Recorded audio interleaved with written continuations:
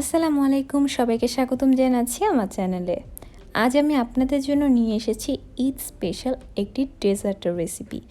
ঈদ তো চলেই আসছে, তার জন্যই আপনাদের জন্য একটি মজাদার আর খুবই ডিফারেন্ট রেসিপি। আজ আমি আপনাদের করে দেখাবো special fruit custard trifle.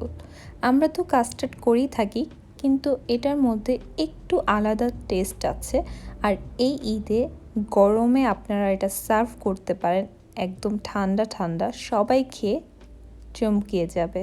So চলুন আমরা রেসিপিতে চলে যাই। প্রথমে একটা বাটিতে নিয়ে নিতে হবে হাফ কাপ তরল দুধ।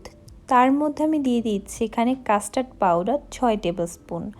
আপনারা যে কোনো কাস্টার্ড ফ্লেভার নিতে পারেন, বাট আমি এখানে নিয়েছি ম্যাঙ্গো ফ্লেভারটা। এখন ভালোভাবে সব কিছু মিশিয়ে নিব। এখন আমি আরেকটা প্যানে নিয়ে নিচ্ছি 3 কাপ তরল দুধ। চেষ্টা করবেন ফুল ফ্যাট তরল দুধটা নিতে, তাহলে এই কাস্টার্ডটা খেতে ভালো লাগবে। এখন অপেক্ষা করতে হবে যতক্ষণ পর্যন্ত না ঘন হয়ে আসে। যত দুধটা ঘন হবে তত কাস্টার্ডটা খেতে ভালো লাগবে। তো 3-4 বলক আনতেই হবে মিনিমাম।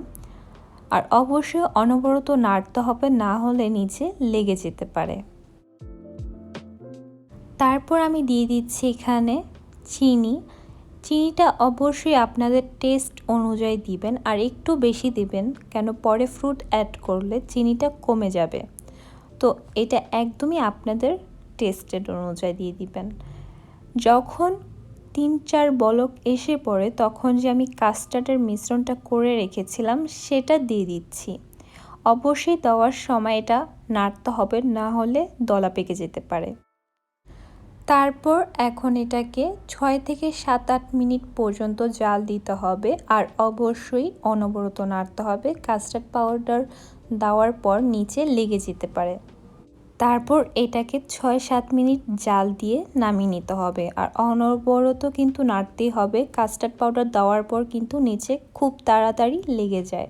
তো দেখুন, ঠিক এমন একটা ঘনত্ব হলে নামিয়ে নিতে হবে। আর আপনাদের কাস্টার্ড পাউডার দেওয়ার পর যদি অনেক পাতলা থাকে, তাহলে এক্সট্রা তরল দুধ নিয়ে কাস্টার্ড পাউডার দিয়ে মিশিয়ে দিয়ে দিতে পারেন। এটা কাস্টার্ড পাউডার ব্র্যান্ডের উপর ডিপেন্ড করবে। ঠিক এমন একটা কনসিস্টেন্সি এনে নামিয়ে নিতে হবে। এই স্পেশাল কাস্টার্ডে লাগবে হলো পেস্ট্রি কেক। আপনারা যে কোনো পেস্ট্রি কেক নিতে পারেন, chocolate pastry cake, vanilla pastry cake. আমি এখানে ভ্যানিলা পেস্ট্রি কেকটা নিয়েছি। এইভাবে আমি কিউবস করে কেটে নিয়েছি। আর দেখতে পাচ্ছেন যে ক্রিমটা আছে, আমি এগুলো কিছুই আলাদা করিনি। এই ক্রিম সহ থাকলেই কাস্টার্ডের ফ্লেভারটা দ্বিগুণ বেড়ে যাবে। আর পেস্ট্রি কেক তো যে কোনো বেকারি শপেই অ্যাভেলেবেল, সেখান থেকে এনেই আপনারা এভাবে কেটে দিয়ে দিতে পারেন, অথবা বাসায় করেও দিতে পারেন। এখন আমি একটা ট্রান্সপারেন্ট বাটি নিয়ে সেখানে আমি কেকটা বিছিয়ে দিচ্ছি। তারপর আমি দিয়ে দিচ্ছি এখানে কাস্টার্ডটা। দেখতে পাচ্ছেন কাস্টার্ডটা গরম আছে, কোনো সমস্যা নেই, গরম অবস্থায় দিতে হবে, তাহলে কেকটা এই কাস্টার্ডটা সোক করে নিবে, সুন্দর সফট হয়ে আসবে। তারপর আমি এখানে দিয়ে দিচ্ছি বানানা। এইভাবে আমি কেটে নিয়ে সাইড দিয়ে দিচ্ছি, তাহলে দেখতে খুবই ভালো লাগবে। তো অবশ্যই মিষ্টি জাতীয় ফল ইউজ করবেন, তাহলে খেতে ভালো লাগবে। সাইড দিয়ে দেওয়ার পর আমি মাঝেও দিয়ে দিচ্ছি। এখন আমি দিচ্ছি ক্যানে যে ফ্রুটসগুলো পাওয়া যায় সেটা দিয়ে দিচ্ছি। এই ক্যানের ফ্রুটস সব জায়গায় অ্যাভেলেবেল। এটা দিলে আর এক্সট্রা কোনো ফ্রুটস লাগে না, এটা স্বাদটাও একটু আলাদা। বাট আপনারা চাইলে এখানে ফ্রেশ ফ্রুটও দিতে পারেন। তারপর আমি দিয়ে দিচ্ছি কাজু বাদাম কুচি। আপনারা চাইলে এখানে কাঠবাদাম কুচিও দিতে পারেন। তার সাথে দিয়ে দিচ্ছি পেস্তা বাদাম কুচি। এটা একদমই আপনাদের স্বাদ অনুযায়ী দিয়ে দিবেন। এখন আমি এক লেয়ার দেওয়ার পর আমি আবার লাস্ট লেয়ার দিয়ে দিচ্ছি। প্রথমে কেকটা দিয়ে দিচ্ছি, তারপর অর্ধেক যে কাস্টার্ডটা রয়েছিল সেটা দিয়ে দিচ্ছি।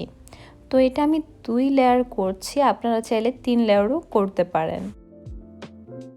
এটা এখন লাস্ট লেয়ার, তার জন্য আমি উপরে সুন্দর করে ডেকোরেশন করে দিচ্ছি। আমি সামান্য বানানা স্লাইস দিয়ে দিয়েছি, তারপর যে ক্যানের ফ্রুটগুলো আছে সেগুলো দিয়ে দিচ্ছি। আর দিয়ে দিচ্ছি এখানে আমি কাজু বাদাম আর পিস্তা বাদাম, তাহলে এটা দেখতে আরও বেশি সুন্দর লাগবে। এখন আমি এটাকে ফ্রিজে রেখে দিব 2 ঘন্টার জন্য, অথবা আপনারা এটা সারা রাত রেখেও পরের দিন সার্ভ করতে পারেন, তাহলে সুন্দরভাবে এটা সেট হয়ে আসবে। তো এই তো আমার স্পেশাল ফ্রুট কাস্টার্ড ট্রাইফল হয়ে গিয়েছে। দেখুন এটার ভিতরে কতটা ইয়ামি দেখতে লাগছে। জাস্ট পেস্ট্রি একটা কেক এনে এত মজাদার একটি রেসিপি করতে পারবেন আপনারা ভাবতেও পারবেন না। এই ঈদে এই গরমে অবশ্যই এই ঠান্ডা ডেজার্টটি ট্রাই করবেন, বাসার সবাই খেয়ে একদম চমকে যাবে, আর এটা বানাতে খুবই সহজ।